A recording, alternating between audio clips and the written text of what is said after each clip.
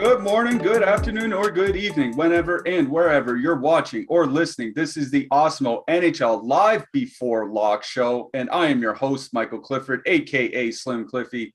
And joining me for the next hour to rave about this most incredible time of year that we call the NBA All-Star break, our single entry assassin, Mr. Joshua Harris. Josh, how you doing today, buddy?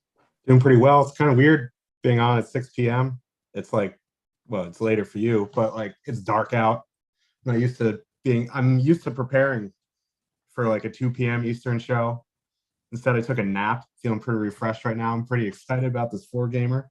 Got some NBA guys coming over, I would imagine. It's going to be a fun little 5 days while NBA is on vacation. Yeah, I mean, this is what us NHL guys always look forward to every season, is that 5-6 day stretch or whatever when the NBA does go on break, and then the NHL contest boost, and then everybody's super excited about hockey. I mean, it's like the 5 or 6 days a year where, the general public might actually be excited about the NHL. I just really do enjoy this time. I find it's a great time to try to bring more people into this game and into the sport, which is, it's one of the things that I've always tried to strive is trying to create new fans and trying to create new lovers of the game that we do love. We are sponsored by Yahoo Fantasy. They have been our sponsor all season long, and they have been very good to us. So if you're new here, if you might just be joining us for the first time, maybe you haven't been playing over on Yahoo just yet, we have a giveaway for first-time users, and we'll talk about that a little bit later in the show. Before we get too much further, if you guys could, please throw us that thumbs up, click that like button. Those likes really help us out a lot. And of course, if you are new here, click that subscribe button. The subscriptions, really help grow this channel and keep these shows coming on a regular basis across a lot of sports. This weekend, we've got NHL and NASCAR. NBA will be back next week. Cross our fingers for MLB a couple months from now. But honestly, I'm getting less and less enthused about the possibility of MLB coming back anytime soon. Last night, how'd you do last night, Josh? Last night was a bit of a crazy night. Columbus kind of went nuts. I got to say, I hit a Patrick Laine hat trick pick. Second in a week. I went a year and a half without one, and then I hit 2 in a week. I don't think that'll ever happen again. Patrick Laine and the Columbus Blue Jackets helped drag me towards respectability. It wasn't a profitable night, but it certainly could have been a lot worse than it was, considering I had absolutely zero San Jose. How'd you do? Yeah, I had Buffalo 1, and they did absolutely nothing. They had like 6 power plays, did nothing with them. So I was like, you know what? Go to bed early. I'm exhausted. Fine. But like, it was one of those things where I didn't choose to go to bed. I like passed out, and I woke up in a state of panic at like 3 a.m., not knowing where I was. Thought I was in like, I just walked out of a club in Cyprus or something. But I was like, I like checked the notifications on my phone, and it showed that I cashed. It's like, how? So then I looked at the box score, Patrick Laine, hat trick. I left Bjorkstrand with my Columbus 1 just because, I don't know. I said to myself, ignorance is bliss, and shut off the notifications for the Columbus lines, and ended up working out because they're on the power play together. So, it was a good night, cashed. Looking forward to tonight. Yeah, I am very much looking forward to tonight as well. Should shout out, some people had a pretty good night last night. We got a tweet this morning from Adrian Sharoy in the Pujols Junkie. He said he went 5X using St. Louis plus Columbus. I also had some bets on, he had Patrick Laine 2 or more goals parlayed with Boone Jenner in the same game, and that definitely worked out for him. So congrats to him. Some good nights last night with Columbus and San Jose definitely coming through, but tonight is a brand new night. We have a lot we have to talk about today because, this is the NBA All-Star break. I don't want to say it's a whole new situation because obviously, sports fans are aware of other sports. They know what hockey is. They know the sport. Maybe they don't know the ins and out, but they're at least aware of it and how it's played. So it's not totally brand new to everybody, but there is kind of, I want to say, like our own lingo and our own language that we kind of use when we talk about NHL. And of course that applies to any sport, whether you're talking, average depth of target in NHL, or whether you're talking, your offensive efficiencies in NBA. There are, acronyms that we use. So I want to talk about some of the stuff that we do use quite a bit for our projections and what we talk about on the shows. We're doing this to help out people that might be new to NHL DFS or just to NHL in general. And we just want to give you guys a little bit of a leg up on the competition here that might be migrating over from other sports. So obviously goals and assists are what you're looking for amongst your skaters. Shots on goal, block shots are also things that we're looking for, but the way you get there is important, right? Like it's not just, who scores goals and then play the guy that scores goals. It's just not that simple. What we look for are shot and expected goals for metrics. So shots for and expected goals for. Now, what expected goals for basically is the chance that a given shot in a given location will go in based on historical precedent. So if it's a wrist shot from the blue line, 55 feet away, what's the percentage of that going in? Maybe it's 0.01, 1%. It's worth 1% expected goal. The better quality that you can generate, the more likely you are to score, the higher your expected goals for. So if you hear us talk about shot expected goals for, that's what we're talking about. We're basically talking about generating quality offense. And if we talk about shot or expected goal share or scoring chance share or anything like that, what we're talking about is controlling the play, because that's the other side of the coin. Is yes, it's nice to generate offense, but you have to actually be able to get into the offensive zone to generate it. So you have to be able to do something on defense. We have seen very good offensive lines just get completely buried in the defensive zone because they can't play any defense. So when we talk about expected goal share or shot share, what we're talking about is the ratio that a team controls when they're on the ice. So if they're controlling 6 out of 10 scoring chances when they're on the ice, then they're controlling 60% of the scoring chance share, expected goal share, shot share, or something along those lines. How often do you use, you use expected goals metrics, every day? Is there some sort of barometer that you look for amongst your forwards? Like they should be at this mark or a line should be at this mark? Like what's kind of your gauge here for using expected goals? I mean, expected goals is pretty important. So like if a line is, I think, 2.5 expected goals and up, I start looking at it. But if a line, I forget, I think it was yesterday, there was a line with 4 expected goals, but their Corsi numbers were their shot share was under 50%. And it was just kind of that's, you kind of have to fish through you have to interpret it in a way when they're getting their chances, they're pretty good chances, but they're not getting many because they're not controlling the play. So you kind of have to, it kind of goes hand in hand. I look for the lines that control the play and have pretty high expected goals. So, those are the lines, as simple as it sounds, you're going to want to play, because chances are they're going to have the good scoring chances and they're going to have the puck a lot. But we should also mention all this data is public. The data that we use for our projections, for my own projection, whatever, is all public. So, people will have somewhat similar outlooks on players given that public data. We should also mention the differences between the two sites and the scoring. That was something I saw in the Discord being talked about amongst maybe some people that were migrating over from NBA. Peripherals are much more important on DraftKings than on FanDuel. And we're talking about shots on goal and shot blocks.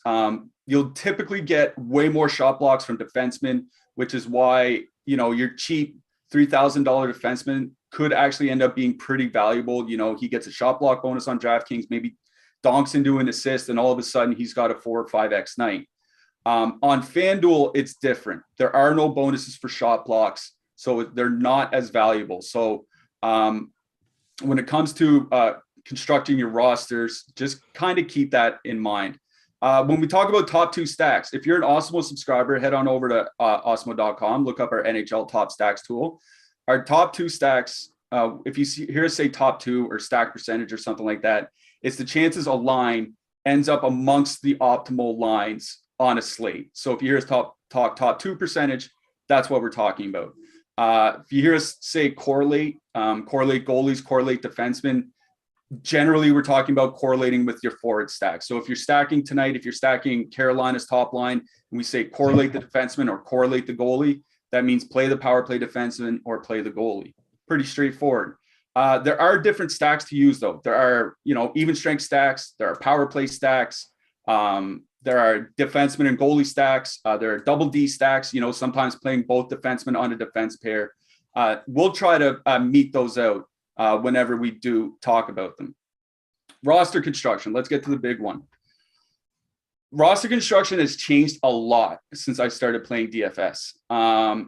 When I started, it was basically just go with your 4-3-1. And when we say 4-3-1, we typically mean three forwards on one line, three forwards on another, plus a power play defenseman on one of them. When we say 4-3-1, that's what we mean. That was typically the way that you built everything up until about 3 years ago.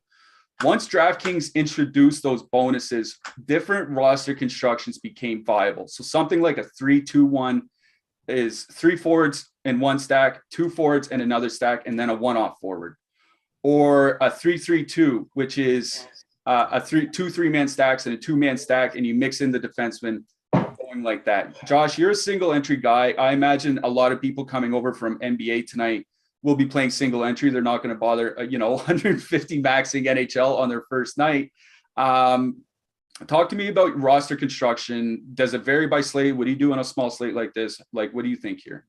Varies by slate. Generally, I don't know. I've been on a kick where I do 3-3-2, but the three, it'll be a full line.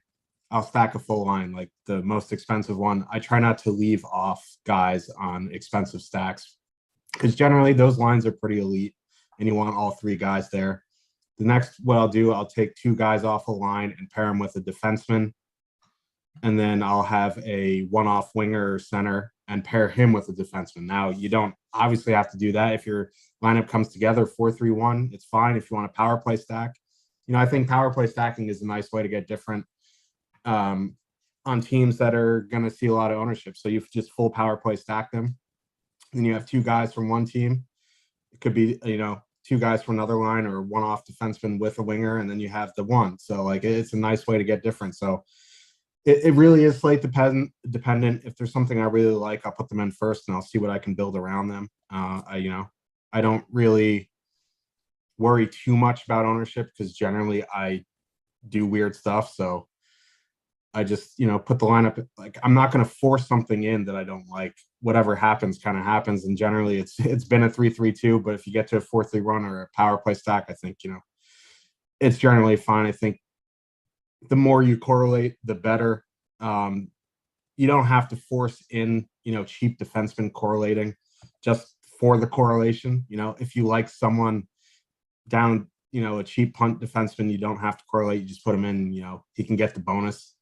Chances are like these cheap guys don't correlate with the guy you're one-offing anyway. So, I wouldn't, force in something just to correlate. Yeah, I agree with that. We generally do look for correlation, but I'm not forcing in bad plays just to do it. Contest selection. I just want to talk about that real quick because one thing I noticed today in the $15, fourth place is 10% of what first place pays out. But if you look at the $20 three max, fourth place pays half of what first place pays out. So I think that's one thing I would mention about NBA guys coming over. I mean, these people tend to be really, really smart. That's why they're good at NBA. But obviously contest selection is a big one for me. I should have mentioned our top stacks are free today. Top stacks, I mentioned them earlier, top two stack percentage and all that free up on the site. So head on over to awesemo.com if you want to see what we have for our top stacks tool. You said the other day you pretty much pick the same contest more or less every day. Do you have any advice for somebody that might want to come over from NBA and mini max? I know like we have Jake and Alex did a video for Fantasy Cruncher and NHL Basics and all that. I believe it's in the description below, so people can go check that out if they want. Do you have maybe any kind of advice for people that might want to play even the mini max or something like that tonight?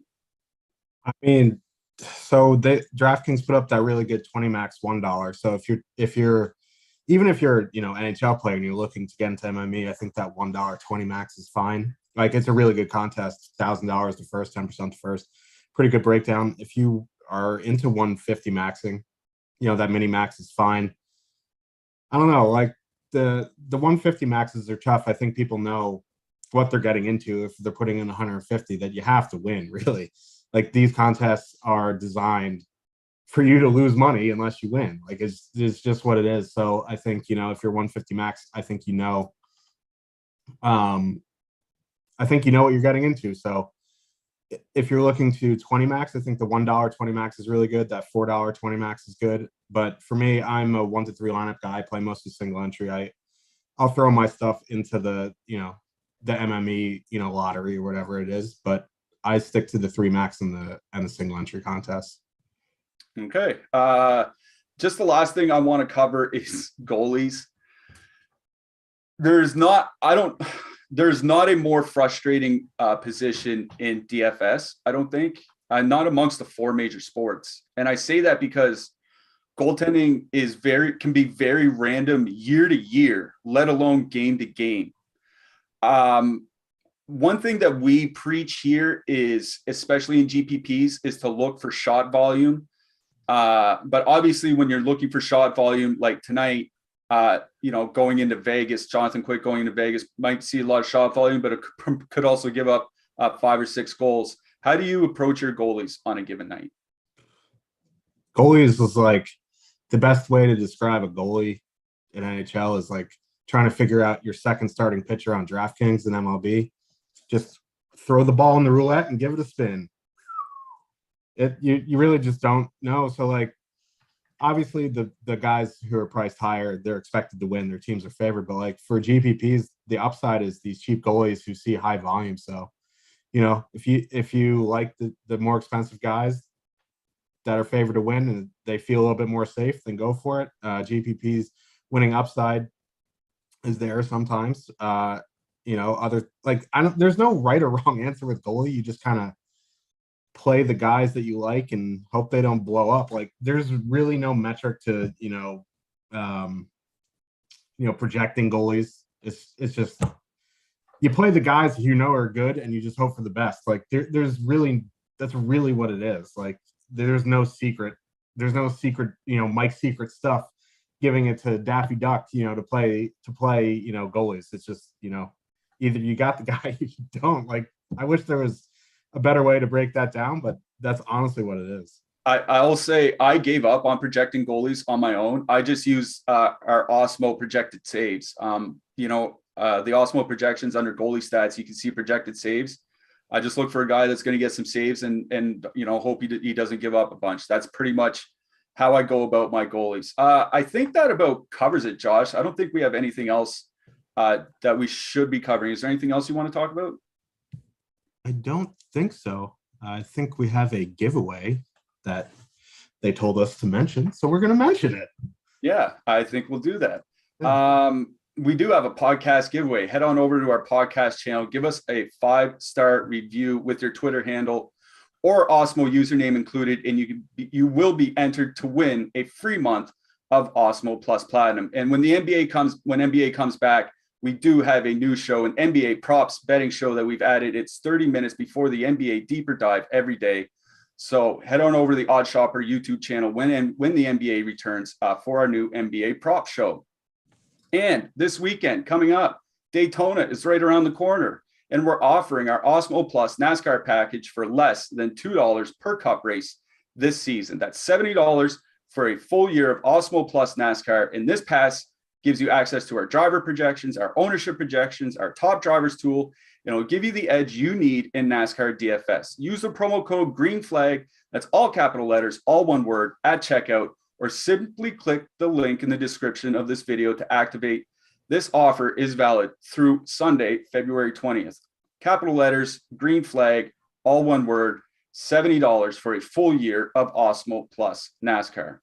All right, Josh, time to get to the main event. We do have some games we have to talk about. Let's get to this first game. We have the Nashville Predators with a 2.6 implied goal total. They're going into Carolina. Carolina Hurricanes have a 3.3 total. I know UC Saros is probably going to start. Frederick Anderson is also probably going to start, but we don't have confirmation on those goalies. We also might be seeing some new Carolina lineups. That was one thing the coach said at morning skate today, is that what the lineups that we saw at morning skate might not necessarily be the lineups of warm up. Thankfully, warm up is in about 10 or 15 minutes here, so we'll get some confirmation on that. For now, what do you see in this game? Okay, just real quick, I will mention we have a flash giveaway today. Sorry, I forgot about that too. It's okay. If a goal is scored tonight, could you imagine if there was no goal scored tonight?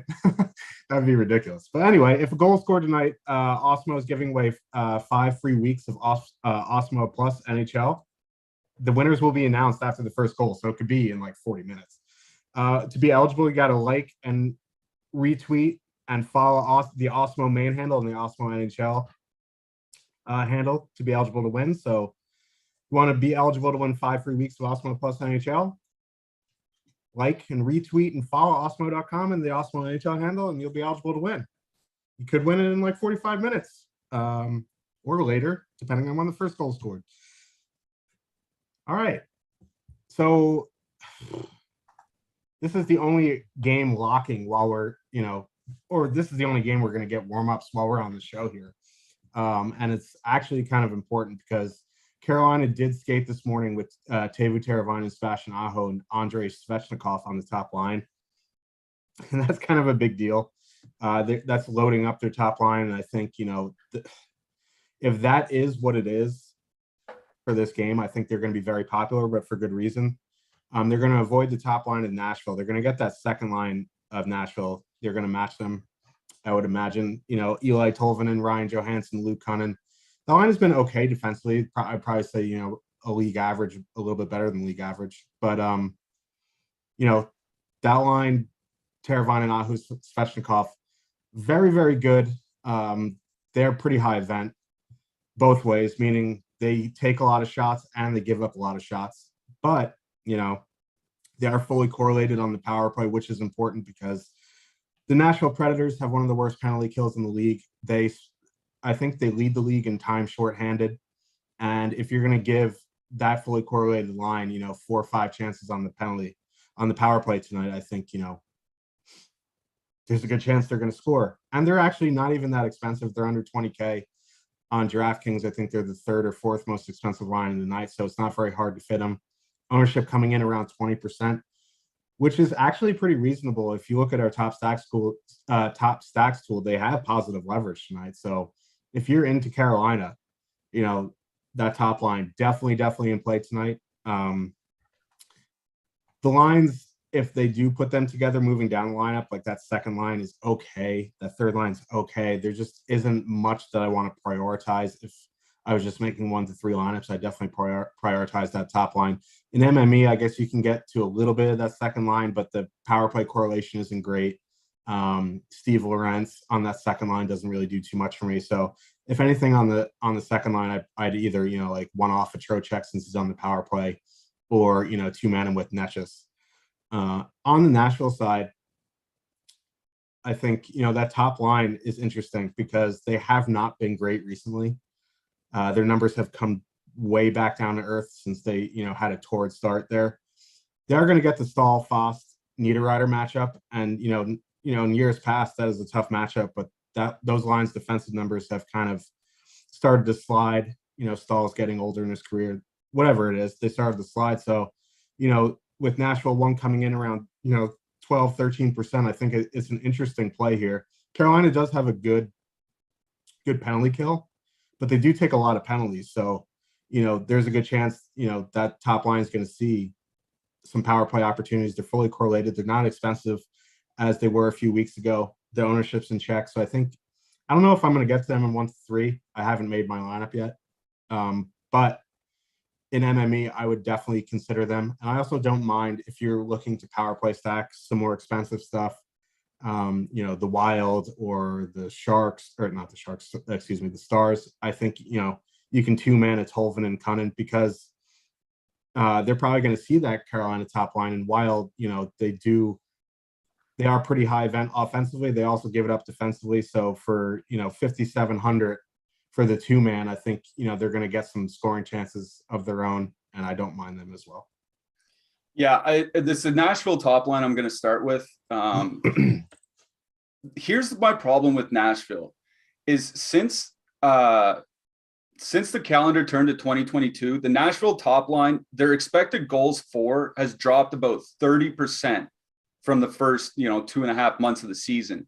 The only reason they're still scoring goals is they're shooting nearly 18% at 5-on-5, which is just absolutely crazy. Like, top end players will repeat 10 and 11% seasons. A line shooting 17.4% is just crazy. So I got to think, the percentages dry up eventually. So that's kind of the one thing keeping me from Nashville 1 here is that, there's not really that much good leverage on them. And it seems like it's a percentage bender now rather than just them playing very well. So my single entry, I don't think I'll be on Nashville 1. I agree with you on Nashville 2. Tolvanen and Cunnin are definitely shooters, like they're goal scorers. So I think you're fine just one-offing them, honestly, as well. Or just a 2-man. They should get a high-paced matchup, let's say, against Carolina 1. On the Carolina side, honestly, like Carolina's top line, it looks good. It's the second line that I kind of have a little bit of interest in. Like, I guess we'll see when warmups hit. Steven Lorentz, I think, is kind of an underrated player in that if Seth Jarvis wasn't on this roster, Lorentz probably would have been in the top 6 already. He's really good defensively, and he's a good playmaker. Like, not great, but good. And I think that could mesh well with somebody like Natchez, who's pretty much the exact same profile. And they're very, very cheap. So I think Carolina 2 is definitely – they're in my mix for my filler. I think I'm going single entry tonight. They're definitely in my mix for a filler. Carolina 1, the ownership's really starting to come up. Latest run at 21%. Like, that's pretty high. Obviously, they should be a very good line.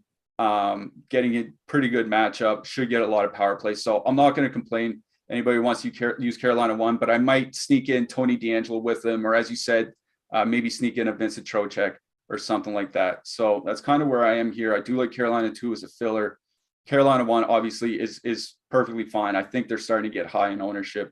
Nashville, I think, is probably starting to get just running way too hot for what they're actually producing. So I honestly think Carolina 2 is the line I like the most out of this game. On the blue line, there's really, there are a lot of guys we want to play. Roman Josi is obviously in play. Tony DeAngelo, if you want to correlate with the top power play unit. Is there any, I think Alex Carrier, second pair, if you're looking for some shot blocks on DraftKings, is fine over on Nashville. Anybody else stick out to you?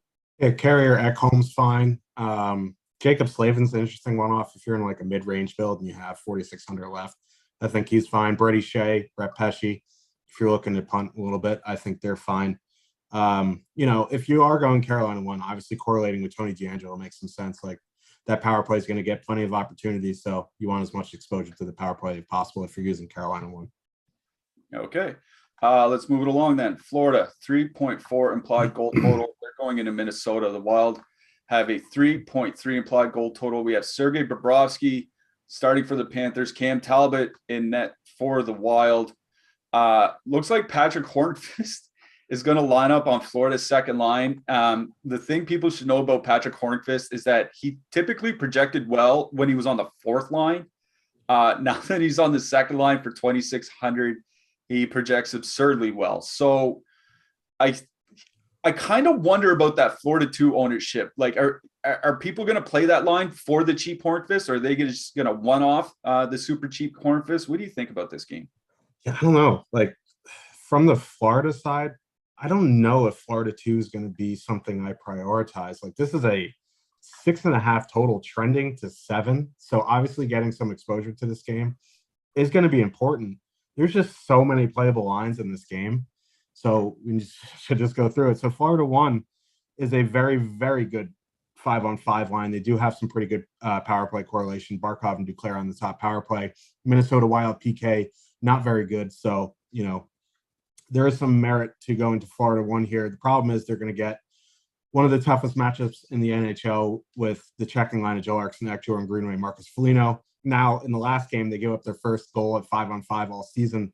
Granted, they honestly didn't have anything to do with that goal. It was kind of just a ridiculous Mark Scheifele flowchart goal that I'm still tilted about. But that is one of the best shutdown lines in NHL. So I don't know if I'm going to get to Florida 1-3, especially, with their ownership being so high. But in MME, it definitely makes some sense from the power play correlation. And they are a very good 5-on-5 line. So it's kind of like, who's going to win here, the better defensive line or the better offensive line? We'll find out. Do you want to go to that second line? I think that's fine. They're going to get the Kevin Fiala, Freddie Gaudreau, Matthew Boldy matchup, and that's honestly not a very good matchup either. Like the Minnesota Wild don't have many cupcake matchups, so I don't know. At 20%, I'd much rather just play Fiala, Gaudreau, Boldy against them. You know what I mean? They're coming in, lower owned. They're coming in around 10%. They're going to get, Bennett, Huberdeau, Hornquist probably don't have a sample together. I can't imagine at this stage of his career, Patrick Hornquist is good defensively. So, the second line versus second line, I think I would lean towards Minnesota too here. And I honestly, my favorite line, at least from a 5-on-5 standpoint, is Florida 3, Anton Lundell, Mason Marchment, Sam Reinhart. They're going to get the Minnesota 1 matchup. And while, Hartman, Kaprizov, Zuccarello have really, really good numbers together, they've started to fade pretty heavily recently, especially defensively. So, I think there is some, you see the ownership on Florida 3 is coming in around 8%, which is pretty heavy for a third line, but this isn't a normal third line. You got Reinhart on the top power play. Anton Lundell is the top 6 center of the future. And Mason Marchment honestly has had a very, very good season. They have a good sample together. So on the Florida side, I think, that third line, they're pretty high event. So I do like that third line. And that does put Minnesota 1 in play for me since they're high event. And they are one of our highest leverage spots, positive leverage spots on the slate, according to our top stacks tool. They're only coming in around 10%. They're going to get a pretty good, matchup from a defensive standpoint. Lundell, Reinhart, get a lot of scoring chances, but they also give up a bunch. So I think, Minnesota 1 is definitely in play for me to 1-3. It's interesting because I like all 3 Minnesota Wild lines because with Joel Eriksson Ek on the top power play, being at home, he's going to be glued to Barkov. So he's going to probably play 20 minutes. So getting 20 minutes of that checking line, they're very cheap. They're under 10K to full stack, and you get top power play with Joel Eriksson Ek. So I think all 3 Minnesota Wild lines are in play for me. If I had to rank them, I think it would just go 1, 2, 3, first line, second line, third line. But I think all are in consideration for me for 1-3, honestly. Yeah, that Minnesota third line would probably fall in line with that Carolina 2 line that I just talked about, assuming that still holds up. We'll see when warmups hit here. It's like one of those fillers I'm absolutely interested in. I'm just not sure I'd full 3-man stack them. Like I'd probably do Eriksson Ek plus Foligno or Eriksson Ek plus Greenway or something like that. But they should get, they do play more minutes at home because they are the shutdown line. So that's something that is absolutely worth noting. To your point about Minnesota 1, I wrote down how they had done in calendar 2021, middle of October until the end of December, 3.5 expected goals for per 60 minutes, controlling 58% of the shots. Since then, 2.6 expected goals for per 60 minutes, controlling only 54% of the shots. They've seen their expected goals for decline by about 25%. That's very significant when you're talking about a top line that is going to be, the backbone of your entire roster here tonight. So that's where the decision comes in for Minnesota. I still think Minnesota's top line is in a fine spot here tonight. And I say that because Florida does like to play at a very high pace. I mean, we see their total 3.3. It's the same total as Carolina, right? And it's second, tied for the second highest total, or I guess third highest total on the slate. So it's a perfectly fine spot for them. I'm just wondering if they're not starting to run out of a little bit of steam. But, we do talk about how Florida just kind of likes to race up and down the ice. They are a team that likes to push the pace. So maybe that helps Minnesota 1 out a little bit. We should mention, according to our top stacks tool, Minnesota 1 is one of the better leveraged lines on the entire slate, right up there with a line we'll talk about in the next game. So they're obviously perfectly fine to use here tonight. It's just a matter of whether you buy into their recent performance. I'm getting a little bit shy, but it's still a 3.3 total. They're still going to be in heavy consideration for me as my main stack. when you were talking about the second lines, I'm kind of interested in that Florida second line here. And I say that because Sam Bennett, Jonathan Huberdeau, Patrick Hornqvist, in my mind, Owen Tippett was far and away the weak link on that line. And I think Patrick Hornqvist, he's probably fallen off defensively a bit, but I still think he's pretty good offensively. Like, he's a poor man's he reminds me of what Jaromir Jagr used to do. He just kind of park himself and you can't move him once he gets the puck. And that's actually very valuable once you get in the offensive zone. So I do like that Florida second line going into Minnesota's second line here. It's just we're seeing a lot of ownership on them. I assume for very good reason here, right? Like, this is a 3.4 total. If you look at our lineup builder, they're projecting for nearly as many points as the top line. So there's a good reason why they're coming in with some ownership here tonight. That's the line I like most on Florida. But I agree with you on the Florida third line. If you want to get really different, I think of the third lines in this game that I would three-man stack the Florida third line above the Minnesota third line. I don't think this is necessarily a great game for Minnesota defensemen. The Florida penalty kill, it's not great, but it's not terrible either. So I guess, Jared Spurgeon might be in play. But I honestly think it's the Florida side for the defenseman that I like more. Like, Mackenzie Weegar, to me, is one of the better, I'd say, mid-range defensemen on the slate here today. He's a guy that can really rack up the peripherals over on DraftKings. And, we're seeing a 6.5 total here. This is a game that should go back and forth. So I absolutely do love Weegar. Radko Gudas, our boy, min price for Florida. You like him tonight? We always love a good ass here at Awesemo.com. So for min price, Radko Gudas, I'm certainly on board. Weegar definitely in play for me at 5K. Aaron Ekblad, if you want that power play correlation, like 6,100 is probably the lowest he's been priced in a long time. And the Wild don't have a great penalty kill. So Ekblad for sure. Gustav Forsling in play for me as well. If you have the money to go Forsling above Gudas, I think that's fine.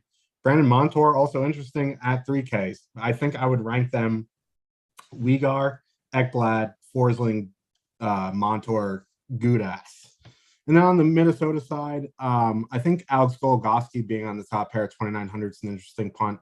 I think Brodin's my favorite one-off on the Wild side. And if you want to power play correlate, it would be Jared Spurgeon. Yeah. No problems there. We have partnered with Yahoo Fantasy this NHL season to bring you some great offers. Check out our exclusive limited time offer, which gets you 1 free month of Awesemo Plus Platinum. To qualify, you need to be new to Yahoo, sign up for an account via the link below, deposit and play. That's it. Yahoo will send us your name after you played in your first paid contest, and we will reach out via email with your coupon. If you would like to speed up the process of getting access, email support@awesemo.com and we'll get you set up right away. You can also claim a free $10 of site credit. You can also claim a free $10 of site credit by clicking the link in the video description below, which can be used to enter any Yahoo contest, including tonight's $2,000 NHL Baller. Make sure to use our DFS tools and projections designed specifically for Yahoo to give yourself the best shot at winning big. Just checking over on Twitter for some line rushes right now. Saw the goalies that we expected to start in the Carolina game are in fact starting. So you're getting UC Saros against Frederick Anderson, and the lines that we thought we were getting from Carolina, we are also getting. That means a top line of Teravainen, Aho, Svechnikov, a second line of Lorentz, Trocheck, and Natchez, and a third line of Niederreiter, Stahl, Fast. Let's just briefly review that. I said when we were talking about that game that if those lines came through, I actually don't mind that Carolina second line here tonight because I think Lorentz is kind of an underrated player here. Do you think Carolina 1 is right to the top of the priority list as currently constructed? Yeah, I mean, I think it also puts UC Saros in play just because Carolina just shoots the puck a ton. Those three guys on the power play together. So, UC Saros is a very interesting GPP play tonight. He's going to see a ton of shots. It's just a matter of if he can keep them out of the net. Isn't that the case with like every goalie? Like, yeah, just don't give him up, man. Like, come on. Please don't get your legs. Yeah, that's all we're asking. Just please don't get lit up tonight. All right, let's move it along to our next game. We've got Dallas with a 3.1 implied goal total. They're going into Chicago. Chicago Blackhawks have a 2.4 implied goal total. Chicago played last night. They got lit up by Columbus for 7 goals. But that was with an AHL goalie in net. He was supposed to be good, but I mean, he's probably still going to be good. It's just one game. But Marc-Andre Fleury is starting for Chicago tonight. I think that does make a little bit of a difference. Lucas Reichel called up for the Blackhawks. He's going to be skating on the top line with Patrick Kane and Brandon Hagel. I'll talk about Reichel. I'm actually going to talk about him right now, if you don't mind. Go for it. Yeah, no, Reichel, he's blown the doors off pretty quick in the AHL. He's a 19-year-old that has put up a point per game status in the AHL so far this year. And the prospect people I follow thought he was a good prospect when they drafted him in the middle of the first round a couple of years ago. It seems like he's just taken a massive step forward in his first year of development. They pegged him out as kind of like a two-way center, two-way winger. I guess he's been playing center. Can skate very, very well, good defensively. So, maybe he is going to just drop into the NHL as a decent defensive winger coming in on the top line here for Chicago. I mean, we'll see what happens, but I think he's an interesting player. What do you think about this game here tonight? Yeah, so that top line 3-wing on DraftKings, which is annoying, but I don't know if I'm going to be prioritizing Blackhawks. Like even, that top line going to see bottom 6 matchups of the Stars, which is, a good matchup. I just don't know if I really want to get to some back-to-back Blackhawks. That being said, like Jake Ottinger, I'm not a huge fan of. I'm not a huge fan of the Stars defensively. So maybe there is a case to get a little sneaky with some Hawks tonight. The problem is we just don't know lines. Like they can tell you lines, but they might not be the lines like 5 minutes of the game. The coach just loves mixing and matching. If you look at the lines from yesterday, they're all over the place. So it's just hard to stack anything because you just don't know what's going to happen. I think the best case scenario is just, stack guys who are on the power play together and hope maybe they get a little even strength time together, like Hagel or Kane or DeBrincat and Kane, DeBrincat and Strome or Kane. Like, I don't know. Like, I don't know if I'm going to prioritize anything on the Blackhawks tonight. If you could tell me that, DeBrincat, Doc, Strome are going to play the whole game together, maybe I'd have some interest, but they're probably going to get Dallas 1. So maybe I wouldn't, you know what I mean? Like, it's just with the Hawks, it's one of the most frustrating teams in DFS just because like they can tell you lines, but they always mix it up. So maybe I'd have some Kane tonight, bottom 6 Stars. That's interesting, pairing with Hagel. Reichel is in the center. Hagel's not a center. So like it's tough to build a 3-wing team on DraftKings. So I think maybe I do some Kane Hagel, but that's really about it. And then on the Star side, I love Dallas 1 tonight. Joe Pavelski, 7,700. That's a tough price to swallow. Grandpa Joe, 7,700, but he's having a great season. And Dallas 1, very, very good line. They are going to probably see Doc, Strome, DeBrincat, if that's a line. And that's, they've had a pretty good sample together. They're pretty good defensively, but like Dallas 1 honestly is getting into that situation that they're matchup proof.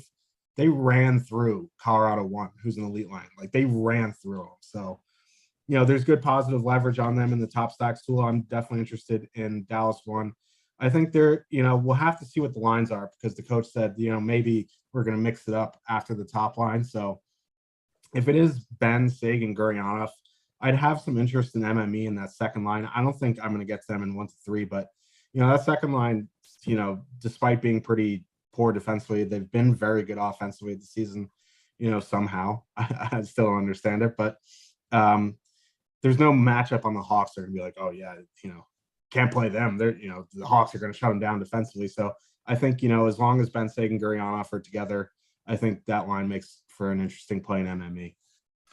Yeah, I'll just hold on. Nashville's lines came out. Just want to confirm Nashville's lines, as we talked about earlier in the show. I'm struggling with what to do with Chicago here for this reason is like, I think a top line of Reichel and Kane and Hagel can be fine. Chicago with Hagel and Kane actually hasn't been, that terrible this year. The terribleness comes defensively, not necessarily offensively. they they can get ran over pretty quickly. But if Lucas Reichel can drop in, and even if he can just be league average defensively, that's a massive upgrade on just about everything that they've had there. So a lot hinges on what he can do. I guess the one double center stack you can do on DraftKings is like a Carolina power play stack, right? You can do like Aho and Trocheck, and then you can get your 3 wingers from Chicago in if you want to do that. If that actually ends up being the line, we don't even know. But the thing is that line is going to go into the Seguin-Peterson line. Like, it's been a long season. People don't remember Seguin and Peterson played a lot together earlier in the season, and they were awful, like terrible. And there's a very good reason why that line was broken up. So I think it's actually not a bad spot for Chicago 1. We just don't know exactly what Chicago 1 is going to be. They're coming in with good leverage, 5% ownership. This is a top line with 5% ownership on a 4-game slate. Like, I know it's a bad team. It's probably not even a very good line, but at a certain point, you do have to consider them at 5% ownership. I personally, for me, the way I built my lineups tonight, I don't need that 3-winger stack. I'm probably not going to double center stack Carolina, but I honestly think that Chicago top line, especially if you're 20 maxing, if you're 20 maxing tonight, that's a line that I would have a filler of. You don't need much. You need 10%. You need 15%. That's about it. 3 out of 20 lineups or something like that. So I don't mind that Chicago top line here. It's the Dallas top line. Let's face it. It's the Dallas top line. That's the main event here.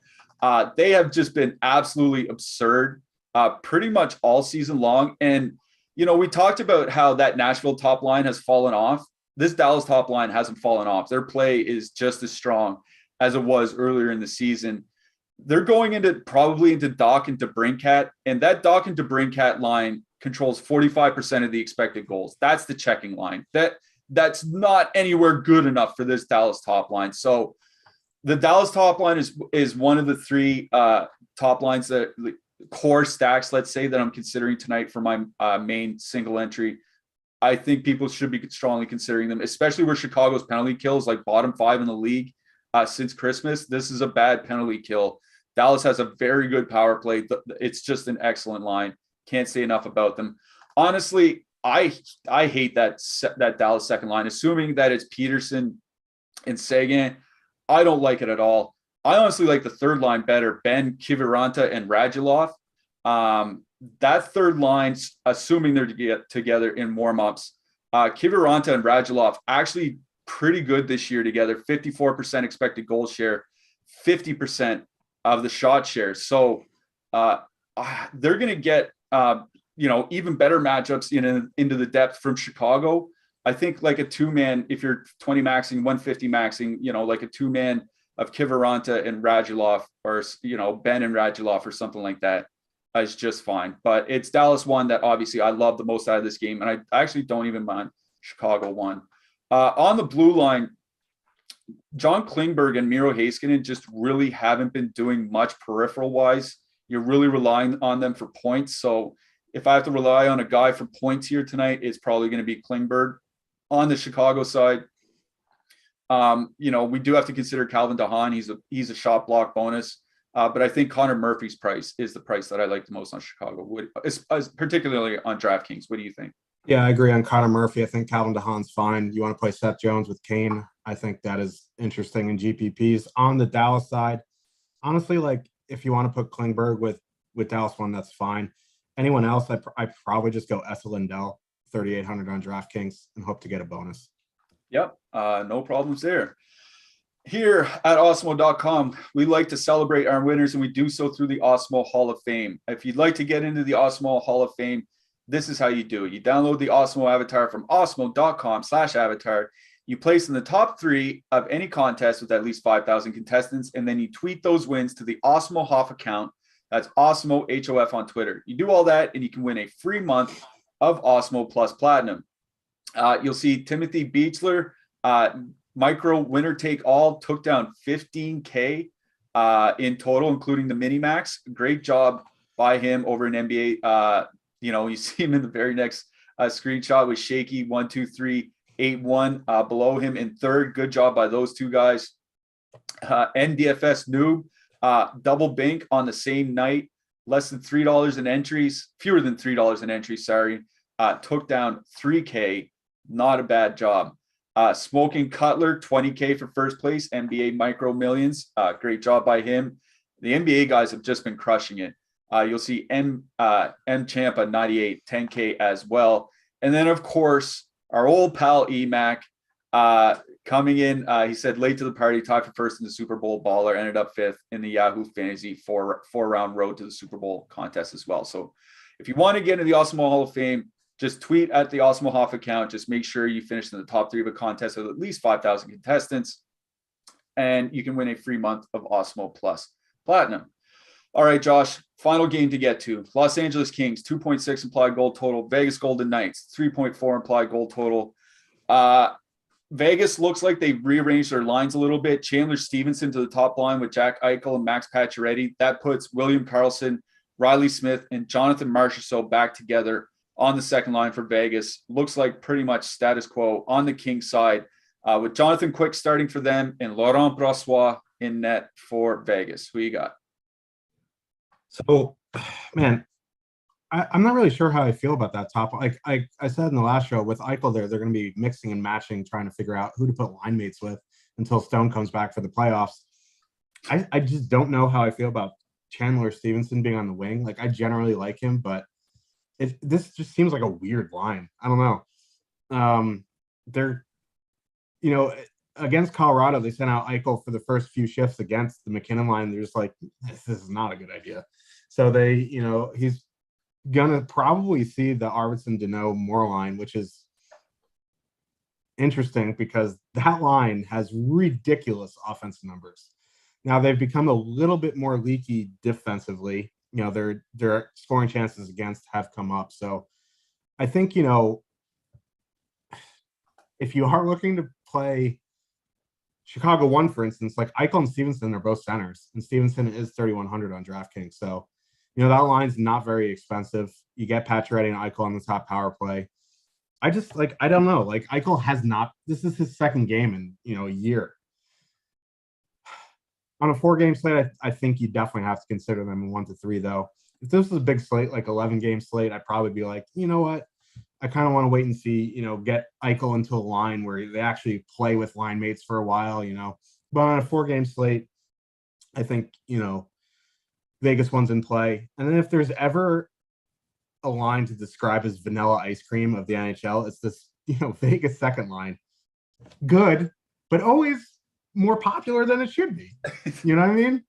And they're going to get that Kopitar matchup, which is okay. Like, that iteration of the Kopitar line, Iafallo, Kopitar, Kempe, has been pretty good. If you want to go to Vegas too, I think that's fine. Like, at 12%, though, I'm not super interested. I think in MME, you can do stuff with them 1 to 3. I probably prioritize the Vegas top line over the Vegas second line. And then on the Kings side, I like both of the top 6 lines. That first line getting the, the Karlsson matchup. Like, the Karlsson line defensively is just kind of league average. And the Kings top line is fully Croy on the power play. The Vegas penalty kill, surprisingly, not very good at all. So I think there is some merit to going to Kings 1 here. For that power play correlation, they're pretty good at 5 and 5 as well. I really like that second line as well, especially now that Victor Arvidsson has moved up to the top power play unit. That's going to bump his time on ice. My voice just decided to go, but that's fine. I think Danault Arvidsson is a nice little 2-man. I think Trevor Moore going up to 4,400 is a bit pricey for him, but don't mind him if you want a 3-man stack. If you want a 2-man stack, I think that's fine. You want to add Arvidsson into a power play stack, I think that's fine as well. The one thing I want to mention about the Vegas top line is that Pacioretty and Mark Stone, who's now injured, is typically on that line, and Chandler Stevenson have played a lot together. When Pacioretty and Stevenson have been playing without Mark Stone, their expected goals for goes down 25%. Now, obviously, the player X, the third man on the line being Jack Eichel, is a pretty big upgrade over most of the third wheels that they've had over the last couple of years, not named Mark Stone. But it just worries me that their offense completely dries up when anybody but Mark Stone is on that line. That's the one thing that's worrying me. And the fact, it's Jack Eichel's second NHL game in a year. So that's the one thing that's kind of worrying me from Vegas. Obviously, in my 20 max, in your 150s, you're still playing them. It's just a matter of how much. It's just they're going to be going into that Kings second line. And that Kings second line, just absolutely unbelievable so far this year. We talked earlier about how Nashville had fallen off over the last 5 or 6 weeks or whatever. I went and looked at Los Angeles second lines last 100 minutes, which is about 9-10 games worth of ice time. Still 4 expected goals for per 60 minutes. Like, they are just not slowing down. And if that Vegas top line isn't on its game tonight, that Kings second line could run them over. So I really, really do like that Los Angeles second line as a filler here tonight. And they're coming in at 5% ownership, which is just, right bang on their top 2 stacks. So I like the Kings second line the most actually in this entire game. I don't even like the Kings top line here. I think going into that Misfits line, into the Vegas second line, is a real tough matchup. It's just a pass for me. Again, if you want to play Vegas one, I have no real problem with them. It's a tough matchup going into that Kings second line, and I think that Kings second line could really run a show here tonight. So in my single entry, I will pass on that Vegas top line. On the blue line, Matty Roy is a guy that I kind of have interest in. He's on the second pair, so I think he's fine to, if you want to take a winger off, Kings 2 and add in Matt Roy or something like that, I think that's fine. I think Jake might fire me if I don't say Shea Theodore. Typically has extraordinary shot rates, even though he's been on a bit of a slide of late. Anybody else stick out to you? I kind of like Drew Doughty tonight. Like, the Vegas penalty kill, not great. 5,800 is not too expensive. I think that's fine. Shea Theodore definitely in play. Alex Pietrangelo is a better one-off, I think. Braden McNabb if you want some shot blocks, but that is about it. Yeah, that is about it for me too. All right, couple minutes left. Josh, I'm going to ask you for your hat trick pick and your favorite goalies for tonight. My hat trick pick, I'm just going to choke on the chalk here. I'm going with Andrei Svechnikov. As far as goalies go, I like Cam Talbot. I do like Brossois and UC Saros if you really want to get different for your GPPs. Anybody, who is your hat trick pick? Who are your goalies? Goalies, I agree with you there. Cam Talbot, I'm not a huge fan of just because, I don't know, he has those mental lapses, and that total is a 7. That being said, he's going to see a ton of shots, but if you're going to spend up, don't mind Freddie Anderson. Should we get spicy? We'll get spicy. My hat trick pick is going to be Anton Lundell. Ooh, I do like that a lot. We do have like a minute or two here, so I just want to, maybe go through some stuff in chat. Somebody says, late joining, what do you think about the Pavelski Dallas stack on FanDuel? I'm looking at our FanDuel leverage, and the Dallas top line over on FanDuel is the second best leverage on the entire slate for FD. So yeah, I think they're perfectly fine over there, and they should probably be one of the focuses for a primary stack. Is there anything else that jumps out to you on this slate before we get out of here, Josh, or should we just rest up for that slate tomorrow? I don't know, man. This is a really good 4-gamer. We got no surprises on the first game. So, if you're new to NHL, this is a fun first slate. Hopefully you have a pretty good experience and you come back for the rest of the weekend and early next week. Should be good. We will be back tomorrow, actually, 12 o'clock Eastern. We're going to have a show. There is, I think, a couple early showdowns and then a 5-game slate tomorrow night. So we'll be back tomorrow with another NHL show. And then Monday, Tuesday, Wednesday, 3 in a row. A couple of them are live before locks. And I think, is Monday a holiday for you guys? I saw a show. I think we have a show at 12 Eastern or 1 Eastern on Monday. Must be some sort of holiday. It's President's Day. Okay, well, I just want to look because I have no idea. I don't know. Congratulations to all the presidents on getting their own day. Congrats, George. I get afternoon hockey out of it. Thank you very much. We will be back tomorrow. Thank you guys for joining us. Good luck to everybody here tonight. For producer Tyler, for Josh, our single entry assassin, Michael Clifford saying good luck tonight, everybody. Bye.